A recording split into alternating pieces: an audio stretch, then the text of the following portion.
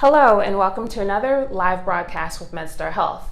My name is Michelle Bowman and today I'm joined by family medicine physician Dr. Emile Rochon here at MedStar Medical Group at Washington Primary Care Physicians. We're here today to talk about establishing and finding and establishing a relationship with your primary care physician and how they can help you focus and treat chronic diseases. If you'd like to find out more, keep watching, share this broadcast with family and friends on social media, and feel free to ask questions in the comments below. Welcome, Dr. Rochon. Thank you so much for joining us today. Thank you. So before we get started, could you tell the audience a little bit about yourself and your background? Certainly. I'm from New Orleans, Louisiana, originally. I did my residency training in Pennsylvania at Penn State. And now I've made my home Washington, D.C., and I'm looking forward to practicing in the area. Great. So thanks again for joining us. Let's dig into our questions here. So first of all, what is the role of the primary care provider? Excellent question. So the primary care provider has a pretty critical role in the health of any patient. Over the course of a lifetime, there's really only one or maybe two physicians that are involved with the patient throughout their entire lives. Okay. So primary care physicians, particularly family medicine physicians, have the luxury of getting to know the patient over the course of a lifetime. And we are involved in preventing disease, screening for disease, as well as treating acute and chronic conditions. And when we say chronic diseases, does that include hypertension, heart disease, anything like that? Absolutely. Hypertension, diabetes, high cholesterol. These are all risk factors for heart disease.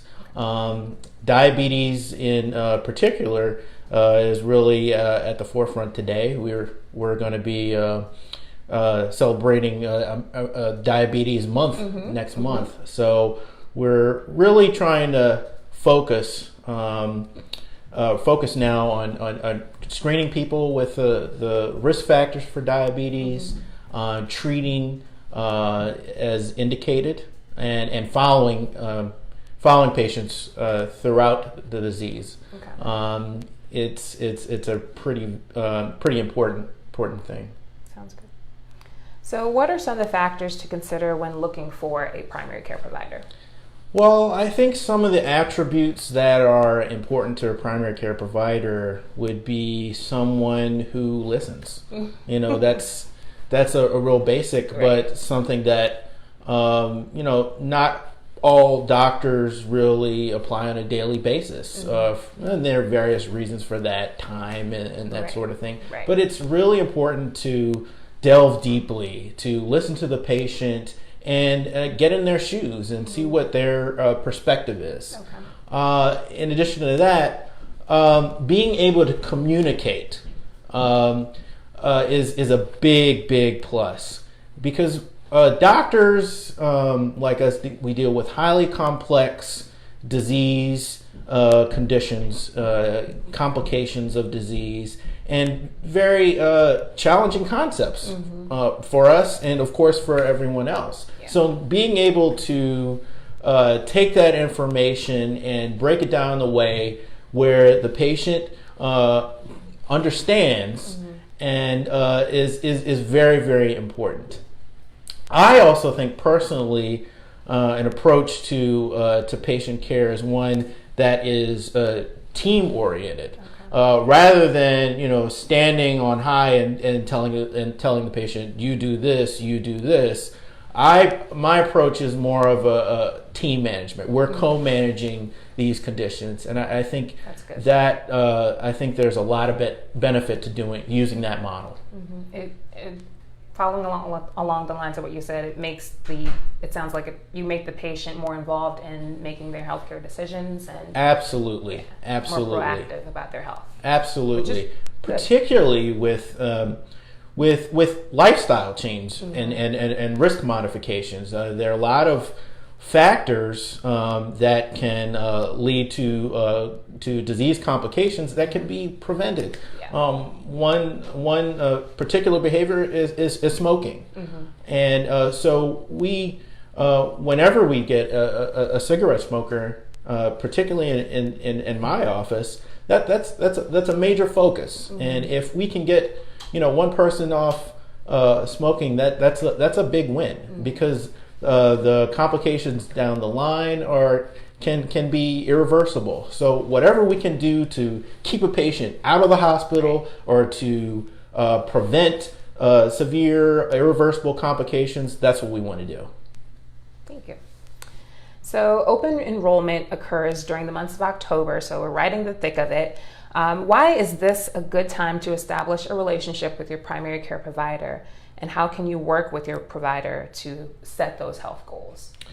Well, I think it's really important when you're enrolling for health insurance to immediately establish with a primary care doctor. Seeing a doctor should not be just for acute conditions. Yeah. And we really want to bring that home, particularly in this country where there's a lot of use of emergency department facilities for primary care. We don't want that. That's that's not the model that really works in the benefit of the patient or for physicians or medical practices at large. So the sooner we can get in with a primary care physician and do a physical, do an extensive history and a review of systems and indicated lab work and diagnostics, the better it is for the patient and the better the outcomes. That's good. So we touched on this a little bit earlier about chronic disease management and treatment. So it's an important role for the primary care provider to work with the patient in managing that. So what are some of the major chronic diseases affecting this local population? Yeah, we kind of touched on that. Certainly heart disease, cancer, hypertension or high blood pressure, and are some of the major ones we're dealing with. Diabetes, of course. Yeah. We mentioned that. Those are, for the most part, there are a lot of conditions within those broad categories that can be caught earlier. We want to try to prevent patients from going into the hospital with severe complications and without having seen a primary care doctor. That is a common occurrence, and because of lack of medical care, lack of establishment of care with a primary physician, you just don't get that necessary follow-up. You don't get the screenings, and you don't get to catch things early. So how can a primary care provider help determine what the right treatments are for their particular patient? Well, of course, treatment is disease specific, but a big part of what we do is customizing the treatment to the patient. So of course we have adequate follow-up. We talk to the patient. We look for make sure that they don't have side effects, and if the medication is tolerated properly.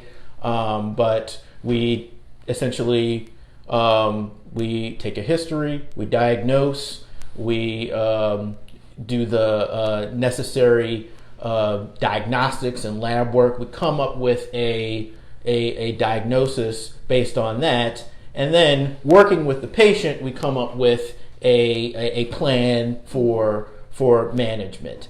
And often it's good to have buy-in from the family as well, because accountability can be is very important, particularly when we're dealing with lifestyle change and changing your diet to a more healthy diet, and exercising more, and diabetes control. It's very important, if possible, for the family to be involved and knowledgeable about patient care.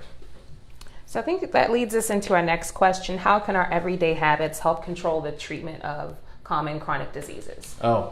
This is a big one.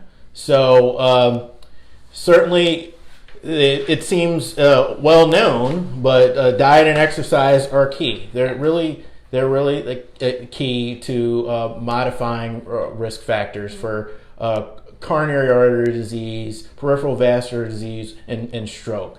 It goes without saying. Also, diabetes as well. So if we mentioned tobacco cessation earlier, that's a big one. Mm-hmm. So all of these things go together, and we work with the patient. We make a plan that is a reasonable one and attainable one, and one where we continually follow up with patients to make sure that patients don't fall through the cracks, because too often they do, and end up in having severe complications, and we don't want that. Exactly. So what are common preventative screenings that a primary care provider would offer, and why are these screenings so necessary? Right. I'll give you a few examples. For instance, women in age 21, they need Pap smears. Mm-hmm. The recommendation is every 3 years, up to age 30, and then it changes in frequency. But that's a big one, even for young people. Mm-hmm. In cholesterol screening, diabetes screening, these are fairly simple lab tests that based on the age and the risk factors, we will order those screenings.